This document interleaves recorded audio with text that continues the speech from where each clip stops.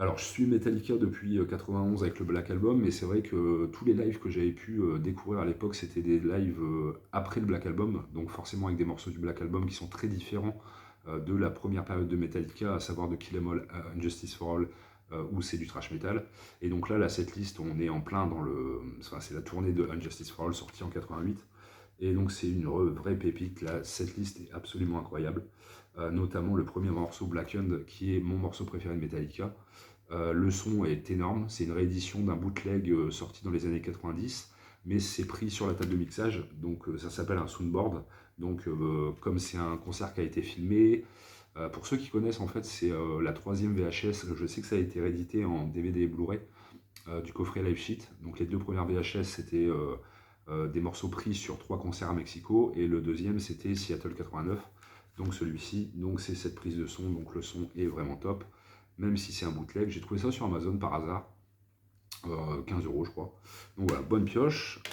Alors ensuite, on va passer à un autre. C'est-à-dire que je me suis fait l'intégrale de The Cure, j'en ai parlé dans une vidéo collectionnite. Et en fait, The Cure m'a tellement déçu avec deux albums. Le premier en 2004, c'était l'album éponyme. Et le second, 413 Dream, en 2008, c'était tellement de la merde que je me suis dégoûté de ce groupe. Pourtant, c'est un groupe que j'ai vu 3 fois en concert. Je me suis fait l'intégrale de la discographie, les maxi CD, les t-shirts, les posters, les concerts, enfin la totale. J'étais ultra fan et en l'espace de 8 ans, ils m'ont tellement déçu que j'ai tout revendu à un collègue quand je travaillais chez Cultura. Qui m'a tout racheté. Voilà. Et donc, cette année, je me suis dit, bah quand même, The Cure, tu les as vus 3 fois, c'est quand même pas de la merde, quoi. C'est quand même The Cure, quoi. Et donc, je me suis racheté 2 albums. Donc, The Top. Alors, pour moi, c'est mon album préféré. C'est mon album préféré parce qu'il y a une touche psychédélique complètement barrée par rapport à ce qu'ils ont pu faire avant et après. Je pense notamment à Dressing Up ou Pig in the Mirror, qui sont des morceaux avec une ambiance incroyable. Donc je l'ai racheté 7 euros sur Amazon. Le second que j'ai acheté, Pornographie, donc pierre angulaire de leur discographie, pardon. Très bon album, ça c'est de la version remasterisée. C'est quand même pas très joyeux, donc je vous déconseille d'écouter ça en cas de déprime ou lors d'un dimanche pluvieux. Mais tout est cohérent, 100 Years, The Hanging Garden, enfin voilà, Siamese Dream, tout ça c'est de la bombe. Donc pareil, 7 euros. Et ensuite, alors ça c'est une pépite que j'ai réussi à trouver, que je cherchais depuis une quinzaine d'années. Donc imaginez, je vais vous raconter quand même la petite anecdote, c'est on était à une foire au disque avec une amie qui était ce qu'on appelle curiste, les fans de The Cure, qui, on se baladait dans les stands pour chercher des pirates. Et moi je tombe sur Washington 84, donc un double CD. Et il y en avait qu'un, je l'avais dans les mains, je savais qu'elle était beaucoup plus fan que moi, donc je lui ai laissé. J'ai regretté parce qu'elle me l'a prêté quelques semaines après. Je l'ai écouté et c'est une prise soundboard, le son est incroyable. Voilà, c'est une prise radio, c'est un concert qui est passé à la radio à l'époque. Et donc c'est leur tournée américaine après la sortie de l'album The Top. Et donc je l'ai trouvé une réédition, pareil 15 euros sur Amazon, complètement par hasard. Là ils ont regroupé toute la setlist sur un seul CD. Et je vous conseille parce que franchement, je viens de vous dire que The Top c'était mon préféré, donc forcément la tournée de The Top ça va être ma préférée entre guillemets. Mais vraiment très très bien, le son est vraiment excellent, la setlist est intéressante. Ça reprend quand même pas mal les 84, ils ont commencé en 78, donc 78, 79 je crois le premier album. Alors ensuite, j'ai découvert sur YouTube le groupe Cacophonie, composé de Jason Becker et Marty Friedman. C'est de la guitare instrumentale. J'ai trouvé ça assez moyen, et je sais qu'après les 2 albums de Cacophonie, Jason Becker et Marty Friedman ont entamé une carrière solo.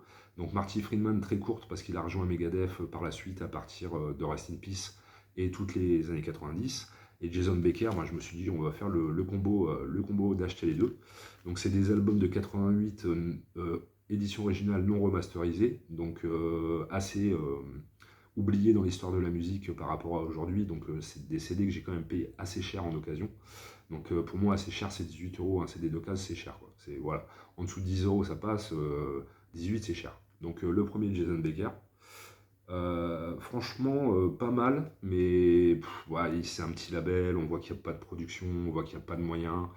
Il joue bien, hein, super guitariste, mais franchement, quand on compare aux standards de l'époque, à savoir Surfing with the Alien, le premier de Steve Vai avant Passion and Warfare, ou encore Malmsteen, Yngwie Malmsteen, voilà, c'est quand même vraiment un ton en dessous.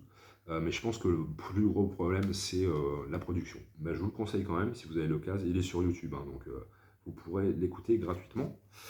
Donc ensuite, bah, forcément Marty Friedman, Dragon Kiss, le premier album, toujours en édition originale non remasterisée de 88. Alors lui, il a quand même signé chez Roadrunner, qui est quand même un gros label, enfin qui est devenu un gros label de métal.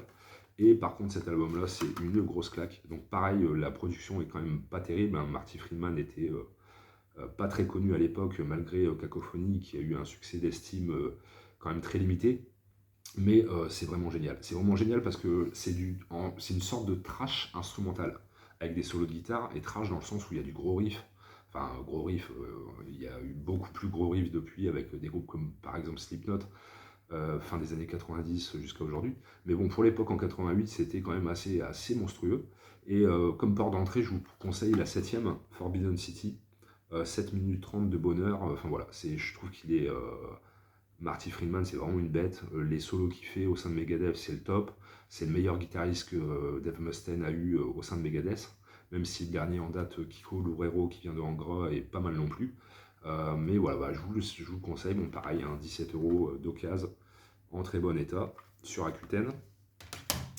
Alors ensuite, Queen on Fire Live at the Ball, un concert de 82 qui suit la tournée de l'album Hot Space. Alors je l'ai acheté parce que j'en avais deux. J'avais Live Killer qui est sorti à la fin des années 70-79 je crois, qui reprenait les premiers albums, et le Live à Wembley en 86, qui est la consécration absolue de Queen en concert. Mais je cherchais des titres un peu qui diffèrent un peu quoi. Et donc j'ai bien m'en appris parce que franchement là, cette liste de ce double CD est vraiment très bonne. Et je cherchais notamment une version live de Get Down Make Love, qui est un morceau issu de l'album News of the World que j'aime beaucoup. Et je trouve que la version en live, elle est aussi bonne que la version studio. Enfin voilà, c'est du live officiel, hein. Ça a été édité par EMI en 2004. Donc voilà, euh, Queen on Fire, pardon, Live at the Ball. Bon, excellent choix. Alors ensuite, second cadeau de mon père, une réédition d'un concert mythique de Prince en 1985. Alors franchement, c'est sympa parce que c'est double CD plus Blu-ray du concert complet. Pour 26 €, franchement, ça vaut le coup sur Amazon, avec un packaging quand même assez sympa. Enfin, je vous le montre vite fait. C'est du digipack, hein, des photos, il y a un livret agrémenté de photos, le son est excellent, c'est un concert de 85, donc après l'explosion commerciale et populaire de Purple Rain en 84. La setlist est monstrueuse, il y a une version de Purple Rain de 19 minutes qui vous littéralement donne la chair de poule, donc voilà, grosse claque. Alors ensuite, on continue sur Prince avec The Chocolate Invasion. Alors je suis pas sûr de la date, donc j'ai peur de dire des bêtises, mais je crois que c'est en 2004. Prince a décidé de sortir 2 albums uniquement en téléchargement légal sur sa plateforme. Donc il y a The Chocolate Invasion qui est ici, et The Slaughterhouse. Alors The Slaughterhouse, j'arrive pas à le trouver en CD. Donc ça, c'est fait par des fans, c'est-à-dire que c'est marqué exemplaire promotionnel, ne pas vendre, limité à 250 exemplaires. Donc j'ai de gros doutes pour que ce soit limité vraiment à 250 exemplaires dans le monde, parce que ça m'étonnerait qu'il se soit arrêté à ça. Le seul problème que je trouve, c'est que c'est un CD gravé. Voilà, on sent que c'est une petite boîte qui l'a fait, enfin voilà, c'est des indépendants, c'est des fans. Mais bon, bonne trouvaille. Bon, assez cher quand même, j'ai payé 28 €. Mais je le cherchais vraiment, et donc sur les 38 albums que Prince a sortis, il m'en manque un, The Slaughterhouse, que je ne désespère pas trouver à l'avenir. Mais voilà, bon, bonne pioche. En plus, l'album est vraiment excellent. Il est sur YouTube, hein, gratuitement, donc écoutez-le. The Slaughterhouse, pareil, est excellent. Et donc, on va terminer avec 2 rééditions d'un groupe que je connaissais de nom, mais j'avais un peu écouté de manière pas très assidue, et pourtant c'est un groupe qui est très reconnu. Donc c'est 2 albums d'Annihilator, un groupe canadien. Et donc on commence par Alice in Hell. Donc c'est un classique, hein. Les deux sont des classiques, c'est les 2 premiers albums. Donc je vous conseille franchement, il y a des morceaux inédits et puis des démos. Franchement top, c'est du thrash metal à l'ancienne, typique années 80, fin des années 80.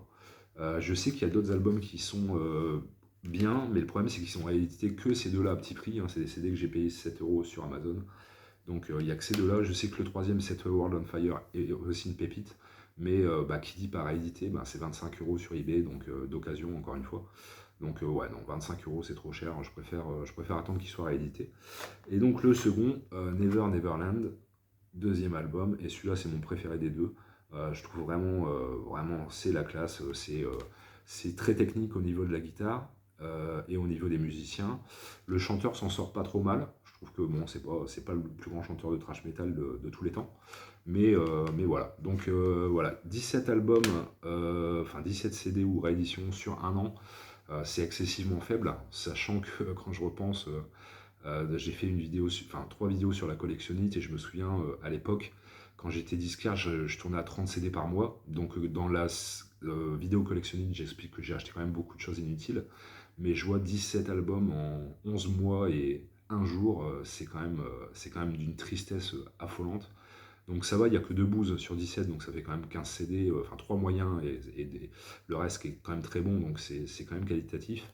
Mais comme vous pouvez le constater, il n'y a pas de nouveauté, quoi. Billie Eilish c'est de la dope, donc on ne va pas le conseiller comme quelque chose d'intéressant. Et tout le reste c'est des vieux, quoi. Ouais, il n'y a que les vieux qui sont bien, quoi. Donc comme dirait Francis Cabrel, c'était mieux avant, et puis voilà. En tout cas j'espère que la vidéo aura pas été trop longue.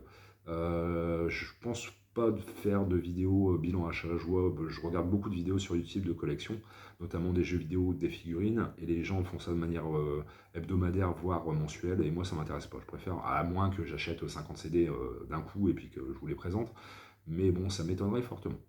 Donc voilà, j'espère que cette vidéo vous aura plu, je vous souhaite une bonne journée et à bientôt. Au revoir.